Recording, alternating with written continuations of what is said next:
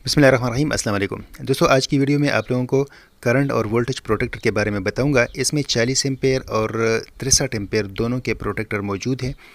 इनकी आज हम सेटिंग भी देखेंगे क्योंकि इनमें 15 तक सेटिंग्स हैं और इनकी टेस्टिंग भी हम करेंगे कि हाई वोल्टेज पे ये कैसे ट्रिप कर जाता है, लो वोल्टेज पे कैसे ट्रिप कर जाता है और जो हम करंट इसमें सेट करते हैं उस पे ये कैसे ट्रिप कर जाता है और कितने टाइम के लिए हमने इसको ट्रिप कराना है, कितने टाइम बाद ये वापस आ जाएगा और फिर से ऑपरेशन स्टार्ट करेगा। ये बहुत ज़बरदस्त कमाल की डिवाइस है। मैंने इस पर टेस्टिंग की। इसमें इनपुट और आउटपुट मेंशन है। आपने इनपुट पे इनपुट कनेक्ट करनी है और आउटपुट पे आपने जो भी आपकी डिवाइसेस हैं, आप फ्रिज कनेक्ट करना चाहें, एसी कनेक्ट करना चाहें या पूरे घर का लोड आप इसके साथ कनेक्ट करना चाहें वो आप इजीली कर सकते हैं।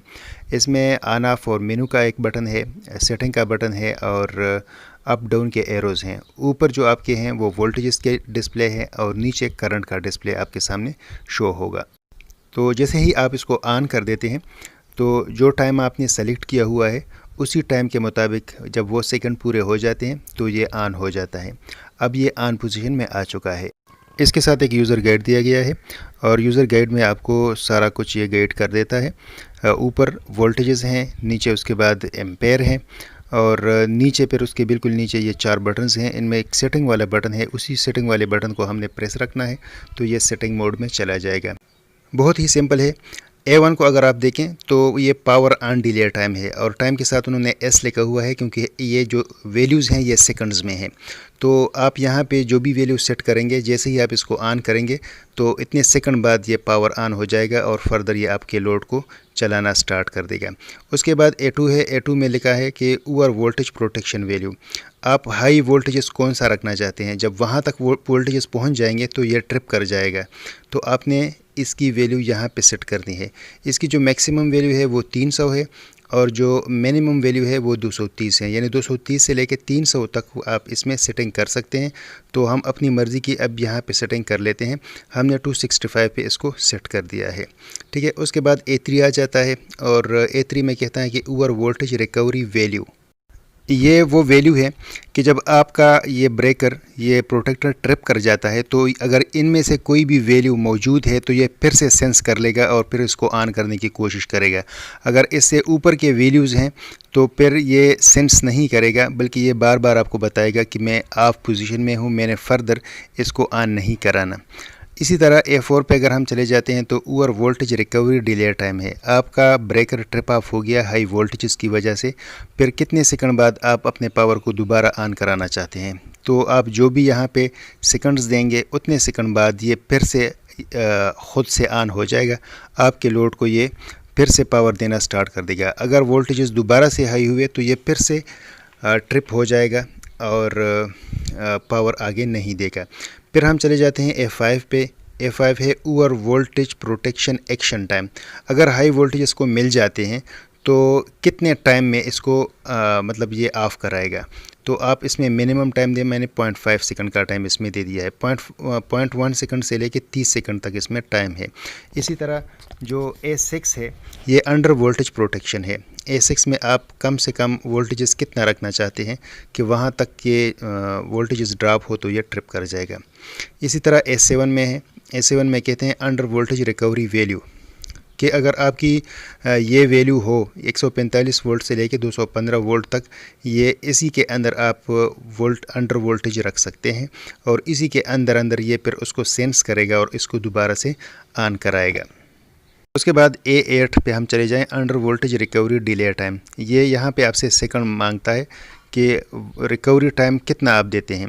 एक मरतबा अंडर वोल्टेज पे ट्रिप हो गया है तो कितने सेकंड बाद इसको आप दोबारा ऑन कराना चाहते हैं। जब ये दोबारा ऑन होगा, अगर वोल्टेज रेंज में हुए तो फिर ये आगे चल जाएगा, अगर कम हुए तो फिर से ट्रिप हो जाएगा। उसके बाद A9 है अंडर वोल्टेज प्रोटेक्शन एक्शन, कि अगर अंडर वोल्टेज हैं तो कितने टाइम में ये ट्रिप होना चाहिए। ये 0.1 सेकंड से लेके 30 सेकंड का टाइम है। आप अपने हिसाब से इसको कर सकते हैं। मैंने 0.5 सेकंड का टाइम दिया है। और उसके बाद है A10 over current protection value. इसमें 1 से लेके 40 तक, फिर 63 तक, फिर 80 तक का उन्होंने दिया हुआ है। तो इसमें आप यूँ समझ लें कि 40 एम्पेयर वाले भी आ जाते हैं, 63 एम्पेयर वाले भी आ जाते हैं और 80 एम्पेयर का अलग मॉडल है वो भी इसमें आ जाता है। तो आपने जो भी लिया है 63 का हमने लिया है, तो इसको 63 तक चला जाना चाहिए। हमारे पास एक 40 का भी पड़ा हुआ है, तो 40 का जब मैं चेक कर लेता हूँ तो वो 40 तक ही जाता है, उससे ऊपर नहीं जाता। और जब आप इसको कम करना चाहें तो ये 1 एम्पेयर तक आ जाता है। यानी आप अगर किसी चीज़ को 1 एम्पेयर देना चाहते हैं और आप चाहते हैं कि 1 एम्पेयर से अगर करंट बढ़ जाए तो इसको ट्रिप हो जाना चाहिए, तो फिर ये ट्रिप हो जाता है और 1 एम्पेयर पे सिर्फ आपको 1 एम्पेयर प्रोवाइड करेगा। अब इसकी जो मिनिमम वैल्यू है वो 1 है। तो A10 में जब आप जाते हैं तो आप इसकी जो मैक्सिमम करंट वैल्यू सेट करना चाहें वो वैल्यू आप यहाँ पे सेट करेंगे। A11 में over current recovery delay time है। यहाँ पे आप टाइम देते हैं कि ओवर करंट की वजह से जब ये ट्रिप हो जाता है तो कितने सेकंड बाद ये दोबारा से ऑन हो, ताकि ये फिर से देख लें कि हाई करंट ड्रा तो नहीं हो रहा। और उसके बाद 8 फिल आ जाता है over current protection action time.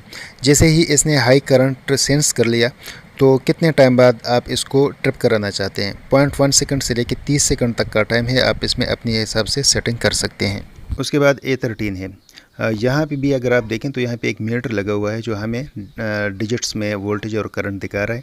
तो कोई भी मीटर एक्यूरेट नहीं होता, आपने इसको देख लेना है कि ये ज़्यादा दिखा रहा है या कम दिखा रहा है। अगर ज़्यादा दिखा रहा है तो आप -0.5 कर दें, अगर कम दिखा रहा है तो आप +0.5 कर दें। उसके बाद A14 आ जाता है।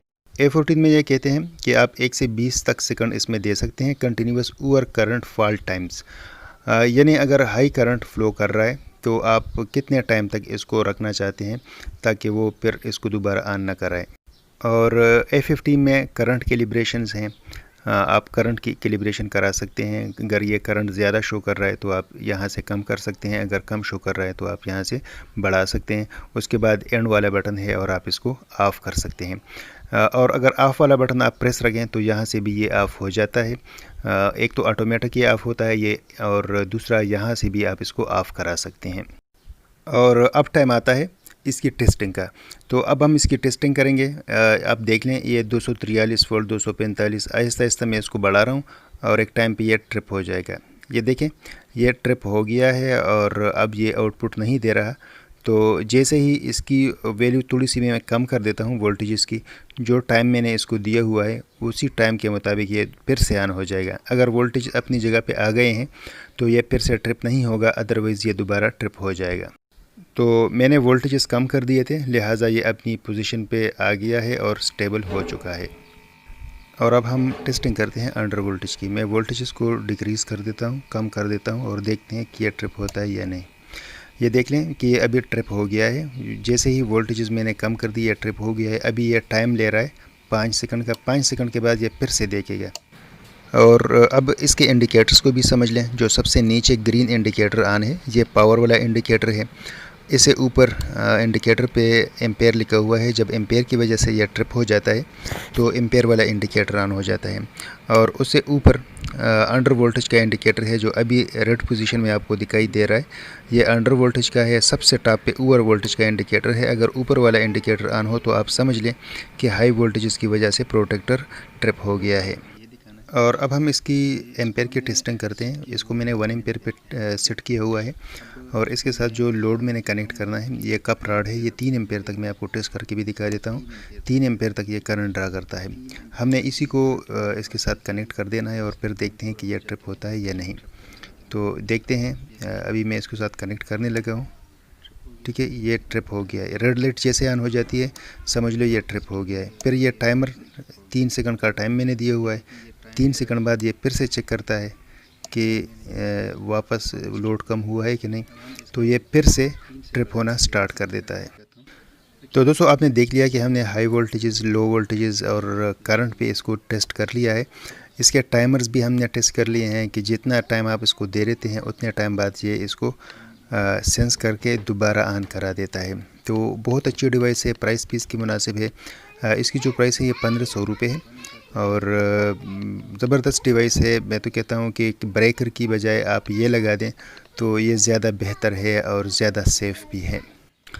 दोस्तों उम्मीद करता हूँ कि आपको वीडियो भी अच्छी लगी होगी और ये डिवाइस भी। बहुत ज़बरदस्त डिवाइस है, प्राइस भी इसकी मुनासिब है, 1500 रुपये इसकी प्राइस है। इसमें फ़ंक्शन बहुत सारे हैं, आप अपने हिसाब से इसको सेट कर सकते हैं। इसके ampere, over voltage, low voltage, सारा कुछ आप इसकी सेटिंग कर सकते हैं। तो मेरे ख़्याल में ये बहुत ज़बरदस्त डिवाइस है, आप इसको यूज़ भी कर सकते हैं और ख़ुद इसकी सेटिंग कर सकते हैं।